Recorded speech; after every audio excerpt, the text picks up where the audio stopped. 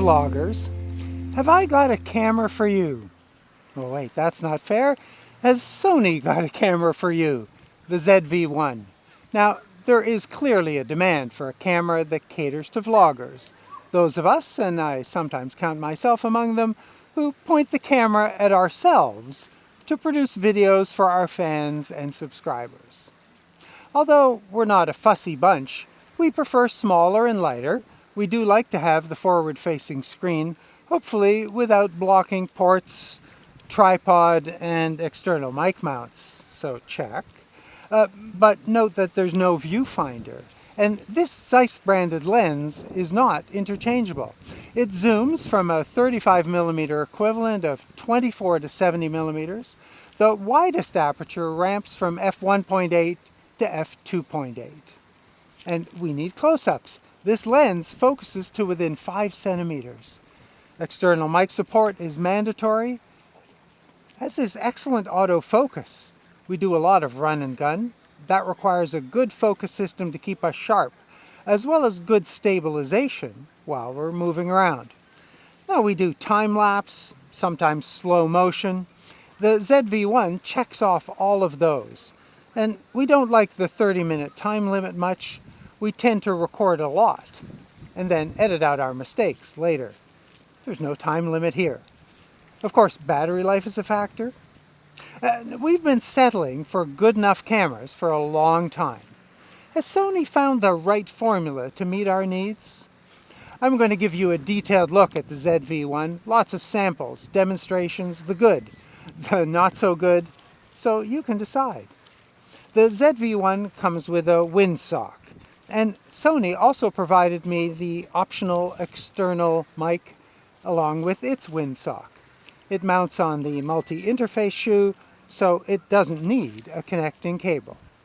I'll show you the settings I'm using in a minute. But let's start shooting. I'm holding the camera on the grip at arm's length, and I'm starting with a window-lit interior. You should be looking for focus. Are the face detect and eye detect working properly to identify my face and maintain sharp focus on me without wavering? How's the background defocus effect?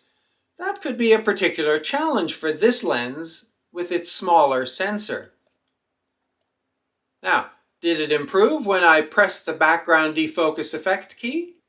Does focus transition nicely when I bring the chroma selfie in for its close-up? And when I put it down, does the focus return to me in a smooth and a non-distracting way? Now, how do you feel about the color rendition of my slightly suntanned skin tone? Is the image steady while I'm using a fairly easy walking pace? How's the stabilization? And how is it handling the lighting transition from shade to sun? How does vertical video look? If you orient before you start recording, the file will be vertical, not horizontal on its side. Does the audio recorded from the internal mics sound okay? Here's slow motion at 1/4 speed. And if you're prepared to forego audio, the ZV-1 creates in camera as slow as 1/40th. The ZV-1 has specific settings to address many of those requirements. Let's check out the menu to show you my configuration and some of those settings. SDXC memory cards U3 type are recommended for 4K. The highest data rate is 100 megabits. Format is found on the setup menu. There's a mode button instead of a dial. Select movie from the on-screen selector. Video exposure mode is set on the menu. My preference is manual, so I can control both the shutter duration and the depth of field, but with auto ISO. We'll get to that in a minute. Set the file format. I'm using the highest resolution XAVCS 4K and the highest quality 30 frames at 100. 24 is an option. Neither of those is the default. With HD, 120 frames is available at 100, 60, 30, and 24 at 50. Then set the shutter duration. For video, I use 1/60, and that's easy with the control wheel. Then press the bottom of the control wheel to change to set the aperture. In this bright sunlight, I'm going to start with f8. In video mode, Auto ISO manages a range from 125 to 12,800. The neutral density filter has both on and auto settings. Auto ND is not available with manual exposure. On provides 3 stops, enabling me to maintain the shutter at 1/60th, but in bright sunlight that's not enough to open the aperture further. Face eye priority on, subject detection human. Stabilization is set to active. I'm shooting outside, so white balance daylight. There are lots of creative styles, but there isn't one that's labeled neutral or flat. I'm using portrait, and rather than turn down the sharpness, I've selected soft skin effect mid. And those were the settings I used for the scene earlier. Now, you'll be forgiven for thinking that this looks a lot like the RX100 series. It certainly is a very close relative. The diminutive size and weight, the 1-inch sensor, the 20 megapixel resolution all match up. Although the latest RX100 models have a larger zoom range. And this body feels a little rounder. The cushy front grip is perfect for the vlog hold, and there's a thumb rest on the back for forward-facing shooting. The ZV-1 is missing a built-in flash and a viewfinder, and its impact on your wallet is about 30% less than the RX100-7. There are no dials on top, nor on the lens. The top deck has an on-off, a shutter button with a zoom lever, a dedicated mode key, and a large video record button, as well as a customizable control key. By default, it's assigned to background defocus. An icon appears at the bottom of the screen when it's on. Deactivate using the mode key. Beside the multi-interface shoe, there's a vent for the mics.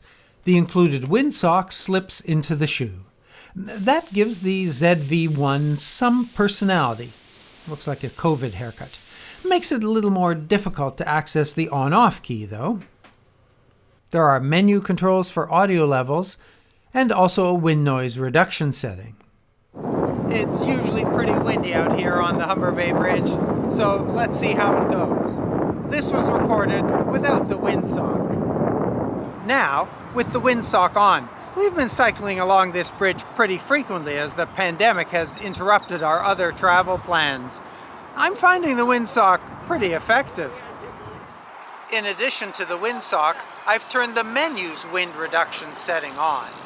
Cycling along here with these spectacular views reminds me of just how lucky we are to live in Toronto. But I am finding the wind reduction setting slightly less than ideal. I've now switched to Sony's external stereo mic with the sock on. Mounting this mic overrides wind reduction, turning it off. While I like the quality of this mic, its wind reduction isn't as good. Now, if none of those suit you, the mic-in jack can accommodate any other mic you care to use, and all of this to illustrate that the ZV-1 has lots of mic options to get good sound. This 7.5 centimeter screen, 921 dot resolution, is 4:3, so 16:9 video is letterboxed. Now, it is a touchscreen, but touch functionality is severely limited. While many of its peers support full menu operation and navigation, Sony does not. And that makes using the menu while the screen is flipped forward complicated, as I need to reach behind to find the buttons and operate them in mirror mode. Touch would make this much simpler. It is articulated, swiveling up and down for high and low angle shooting, and closes to protect. Beside the screen, there are keys to open the main menu and the function menu to adjust shooting settings. The control ring turns. By default, it sets the shutter, press the bottom to switch to aperture, or in modes other than manual to set exposure compensation. In stills mode, the left side opens the drive menu for burst, timer, and bracket settings. The top changes the display options. Here you'll find the histogram and the level. And the menu provides options to select which screens you want in the carousel. There's no label. On the right, it sets ISO. Of course, use the menu to customize any of these. All of the ports are on the right side.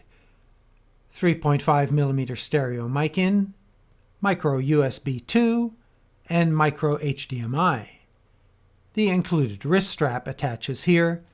There's no strap connector on the left side. Battery and memory card slot on the bottom, right beside the not centered tripod mount. On the bottom, you'll also see that this camera is made in China. The grip attaches to the tripod mount and connects to the camera with Bluetooth. To pair, turn Bluetooth on, then turn Bluetooth remote control on. Press the indicated keys on the handle to introduce the grip to the camera. The grip has a still shutter key and video record stop-start key. An indicator shows you're recording. There's also a zoom control, the custom 1 key, by default background defocus. The lock key temporarily disables the remote. The remote can be held like a grip, but also opens to a tripod. A button on the side sets the tilt angle. There are 8 positions. Another button releases the pan, which has 4 lock positions. And that's useful for turning the camera from facing me to facing the scene.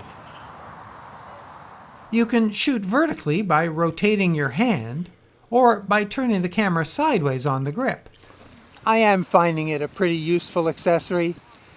2 missing features I'd love to have: a power switch and a tripod mount. The remote is powered by a CR2032 battery. I would have preferred rechargeable. For most vlogging, I want the widest possible angle. At arm's length, this framing is about as tight as I want to get. There is a zoom lever around the stills shutter button. In stills mode, the focal length is displayed when zooming, not in video. While the zoom control is skittish and jumpy before you press record, it's quite calm once you start recording with smooth starts and stops. The menu does have a zoom speed control, that's normal and fast. Turn on digital clear zoom to increase to 2 times with a minor loss in quality. And then the digital zoom, which doubles again to 4 times for a clearly deteriorated image.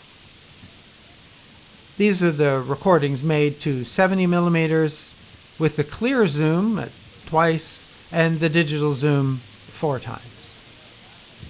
It is worth noting that stabilization isn't effective when using the digital zoom features. In video mode, only continuous and manual focus are available.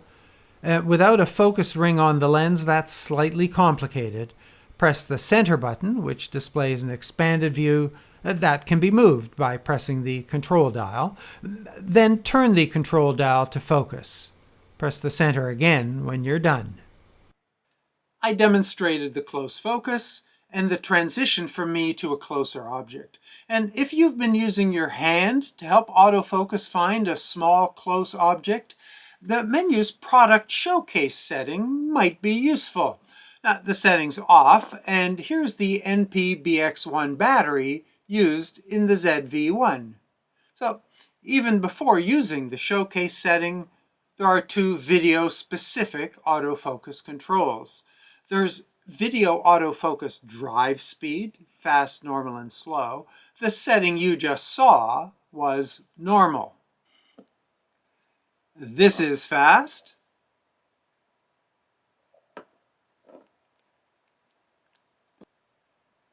And this is slow.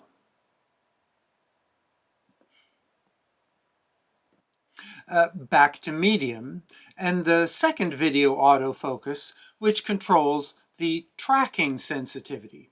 Now, I've had it on responsive, which reacts quickly when a new object appears. If I change to standard, it takes a little longer before the focus changes. The product showcase setting, like background defocus, can be signed to a custom button, like custom 1.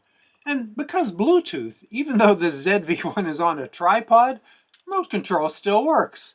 Now, when I turn the feature on, the shot crops out slightly. But that doesn't work while you're recording. Now, I'm not sure that I'm seeing much difference when I activate the setting. For me, the video autofocus controls are the best way to manage. Now, the ZV-1 is a small camera, so while there's no firmware time limit, in warm conditions it tends to overheat. You'll see the icon appear on screen. The auto power off temp setting can be set to high, which will increase the time before the camera shuts off. I recommend leaving that on. It's been pretty hot in Toronto this summer, and I've seen the overheating icon less than I expected, and the camera hasn't shut down on me. In part 2, I'll show you samples of picture profiles including S-Log, as well as slow motion and shooting by the light of a single candle.